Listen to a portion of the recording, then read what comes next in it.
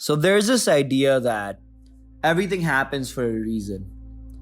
You hear it in the face of tragedy, you hear it in matters of the heart, and you hear it when it comes to friends and family or life and death. There's this notion that every person we meet, every high we experience, and every low that we endure happens for some larger than life reason. Karma, some people call it. And there are some straightforward things that certainly do happen for a reason. For example, if you eat healthy and train well, you'll get in shape.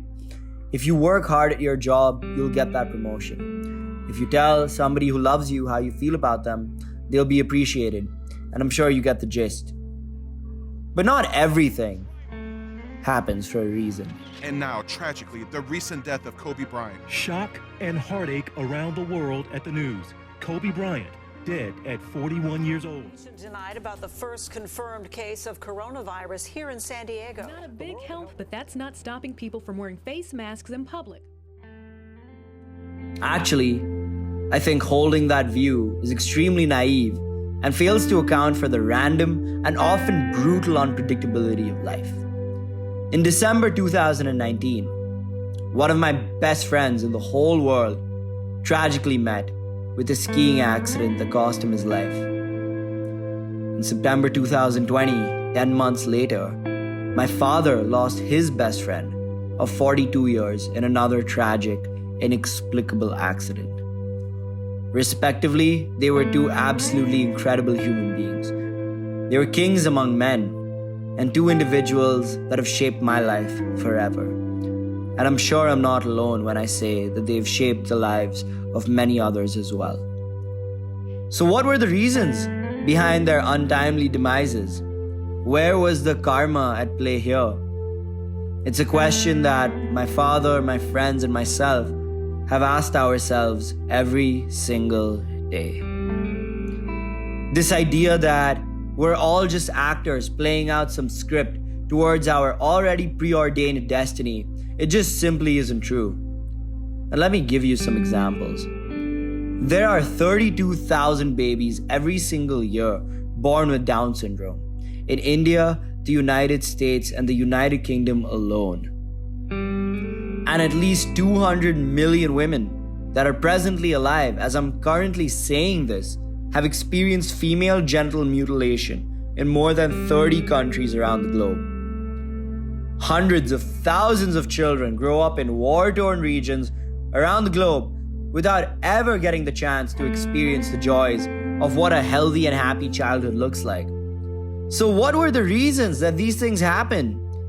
Can you imagine telling a 10-year-old girl who's been a victim of genital mutilation that, hey, don't worry, everything happens for a reason, or this is karma?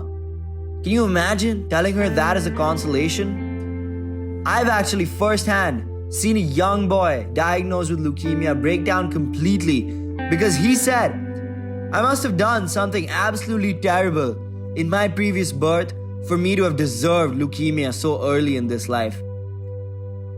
Is this the message of karma we should be sending out to our most vulnerable and our most helpless?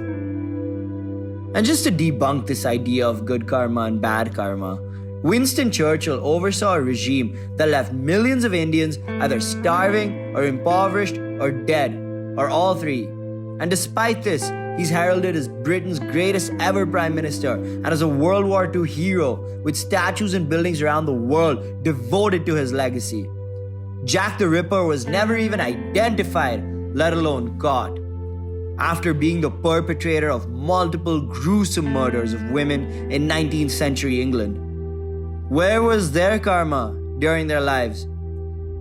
Unless, of course, you're suggesting that all people who suffer in the present day were evil murderers and criminals in their previous lives, which in addition to being super baseless, is insanely disrespectful and insulting to the masses of people that grow up in emotional anguish, in physical impediment, and in dire poverty all around the world. Because the reality is this. The reality is that life happens to us. Sometimes it happens to us in the form of our hard work, desire, and talent bearing fruits. But sometimes, we genuinely have no say in the events that transpire around us, or our loved ones, or the things we want to do. Things happen, and more often than not, the onus is on us to improvise, adapt, and overcome. And it's a brutal truth that people may not like to hear, but many a time, we have zero agency in the things that happen in this crazy world of ours. You can be the best person with a heart of gold, have all the academic credentials, all the material assets on the planet, and you can still have a freak accident happen to you that's entirely out of your control.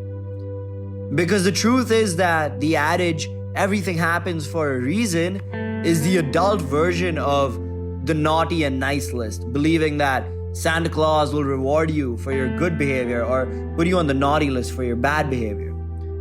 So be cognizant of this. If you're able-bodied and have internet access to watch this video and a roof over your head, you're already more privileged than 2/3 of our planet today. But I don't want this video to just end on a depressing note, because in fact I have the opposite intention.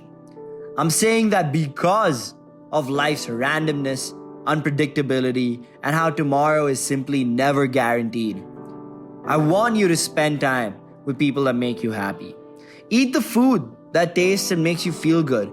Go pursue that dream. Start that company. And ask that special someone out.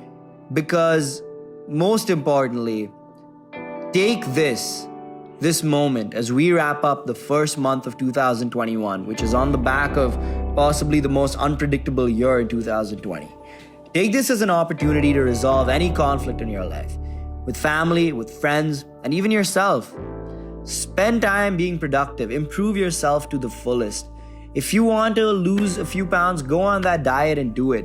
If you're already in great shape, read a book, build your knowledge. And if you want to further broaden your knowledge, travel around the world. But leave your comfort zone, meet new people, have new experiences, and all the while make sure that this makes you happy. Because life is what you make of it.